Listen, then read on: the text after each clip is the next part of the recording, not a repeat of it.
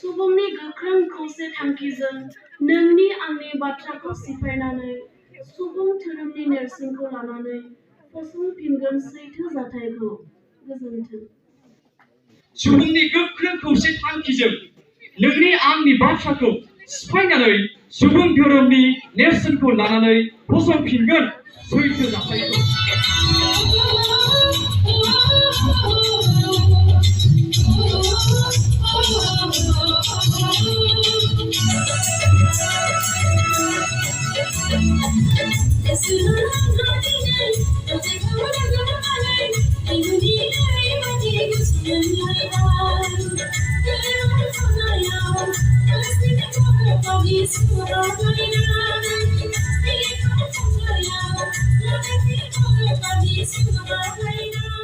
सानजौफु समनि बयनिसिमबो खुलुमनाय जासिहरनाय जाबाय।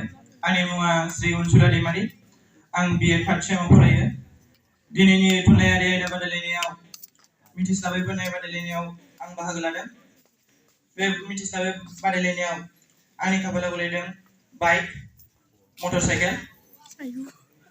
बाइकआ जादों मोननै साखा थानाय थांलाय फैलाय राहानि मोनसे दाजेम, जायखौ जों मोनसे जायगानिफ्राय गुबुन दाबसे जायगायाव थाबैनो सहैनो थाखाय बाहायनाय जायो। मिसेस सिका दैमारि। आंनि बाहागोआव गोलैदों साइकेल। साइकेलखौ जों बयबो मिथिखागौ। बियो माने दानि जुगावहाय गोबाङानो माने बुहुत खमैहाय साइकेलखौ इउज खालामनाय जायो।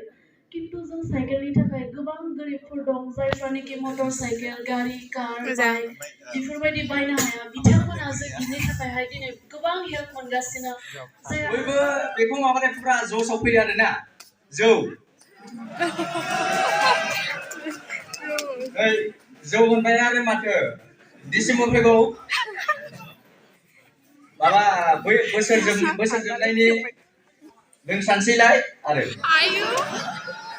नै बे बोसोर जोबनायनि आरो 1 थारिख जासिगोनलाय बेयावबो जौआनो जौ खाथियाव थांबाथाय फुरा मोनामजोबलायनाय आरो सेन्दां माबा खामरेंनो एकदम माथो होनबावनो जौ बे जौखौ आरो नैबे जोंनाव लकेल मोनो, दाम खमावनो मोनो। जौ गिसिया नै दा 40 थाखायाव दं आरो गोरानाथ' 60 थाखा लायो।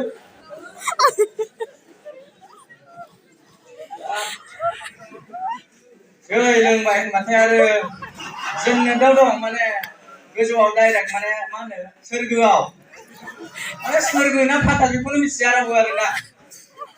सोर गिदिर सोर उन्दै माने सनमान गैयि फुरा जाबाय दिनै।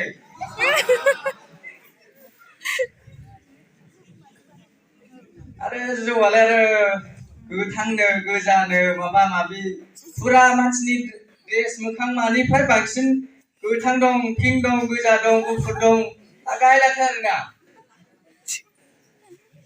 नायोबा माने मानसि महर मुस्रिनिफ्राय माने जौआसो माने साइसिन माने ओरैसो जाहैबाय। ओमफ्राय दा मिम सोलिगासिनो ना जौ लोंबाथाय आरो इउ कमेडि मी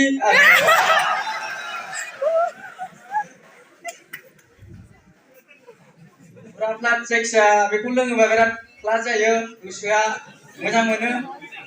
डिप्रेसफोर जायोबा माने बेखौ लों आरो डिप्रेसआव थाना रावबो बेनो आरो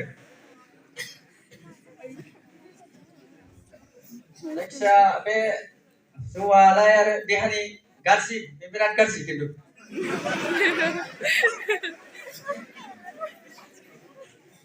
बे माने सिंनि माने माथाथ' माथा बे मोजाङै थाखाया लोङोबा माने लोंनाङा आरोना। जायखिया बैसागु बोथोराव मोजां। आरो बे बिबाराथ' फुरा जायखायो। Pura bindas.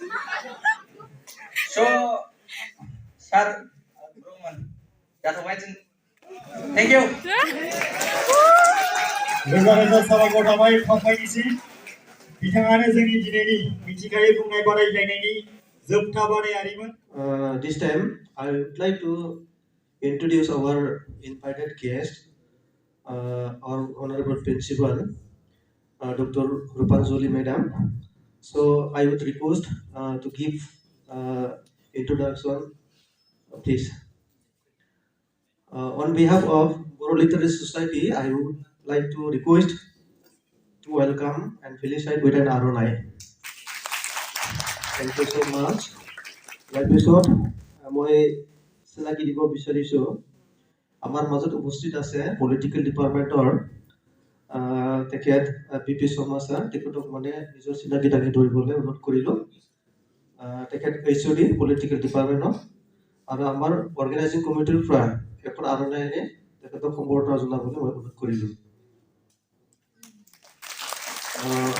ধন্যবাদ থাকিল তেখেতলৈ ইয়াৰ পিছত 17 and 18 ইস্যু দুটা বছৰৰ মানে দুটা ইস্যু মানে কম্বাইন কৰি পেলাই ওলোৱা হৈছে তো এইটো আমি এই কাৰ্যসূচীটো আমি মানে এনাগৰত কৰিবৰ কাৰণে আমি আমাৰ অতিথি মাতা হৈছে তো এই কাৰণে আমাৰ ইনভাইটেড গেষ্ট আমাৰ অনাৰেবল প্ৰিন্সিপাল মেডাম ডক্টৰ ৰূপাঞ্জলি দেৱী তেখেতক মই আজি এই মাউথপিছখন ইনাগৰেট কৰিবৰ কাৰণে মই অনুৰোধ কৰিলোঁ তেখেতক মানে সহযোগ কৰিব আমাৰ ডিপি শৰ্মা ছাৰ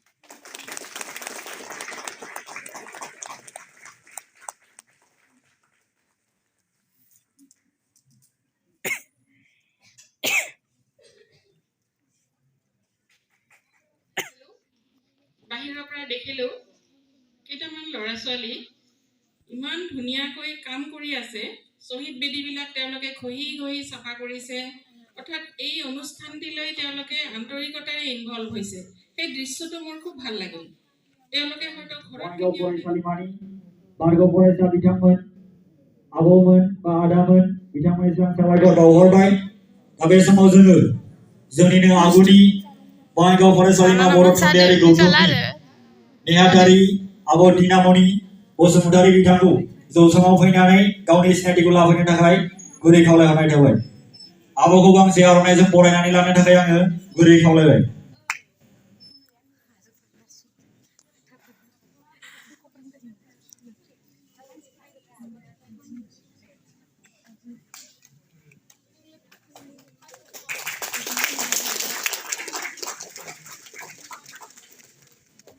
साबायखर थाबाय आब'निसिम गावनि सिनायथिखौ जोंनि गेजेराव लाखिफैनायनि थाखाय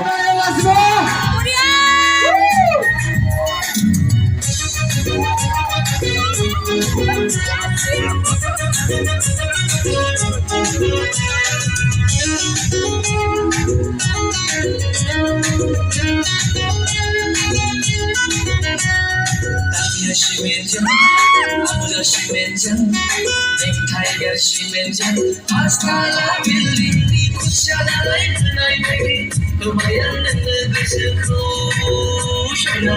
Tumayan nagsuko. Tiger Shimenjan, Abuja Shimenjan, Tiger Shimenjan, hasta la building, kushada like night. Tumayan nagsuko, shana. Tumayan nagsuko. फंबाय खाम्फा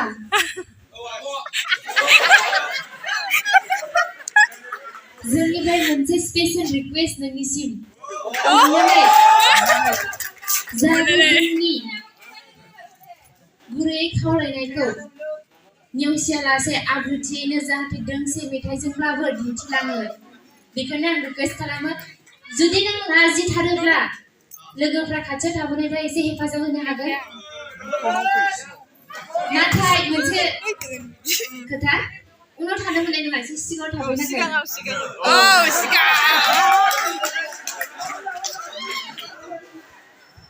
अन्नानै बयबो रंजानो जोबोर हायोब्ला जोंथ' रंजानायनि समखौ बारा गोबाव मोना नंगौना नङा आरो ओरैनो जोंहा कर'नानि सम सोलिगासिनो नङा होमबा दा जों बे समावनो लाजियालासिनो जाहाथे बे दसे समखौनो जों रंजानानै जाहाथे बयबो आखाइ खबनायजों लोगोसे हेफाजाब होफानानै फंबायखौ गोसो थुलुंगाखांहोयो बेखौनो आं हास्थायो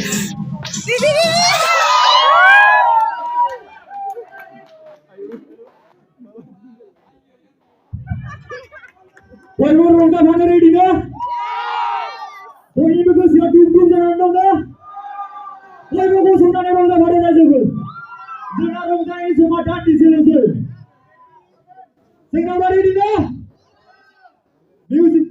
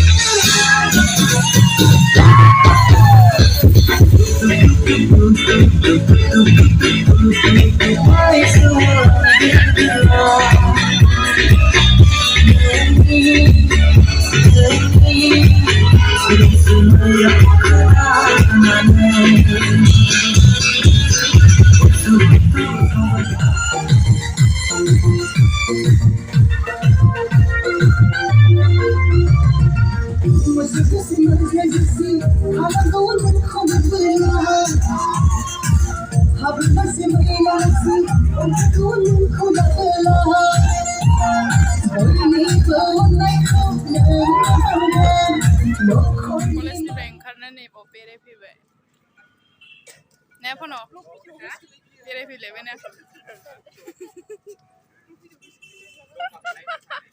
आलिना नोंसिनिफ्रायसो फैदों जुख्लालासो आरो गोलावा Talo.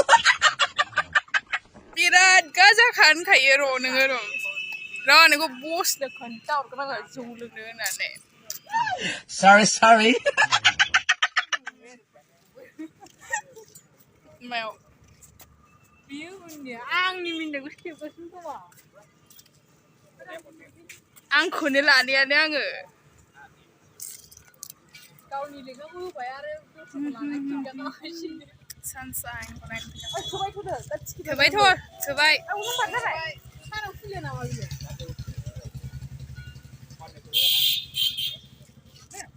मा थांथ'वा सन्जिबलाय थांथ'वा थांसै बेबो ब्लग बानायदों आंना गैलालै आंबो दा खेबखालि गावबो खेबना होनो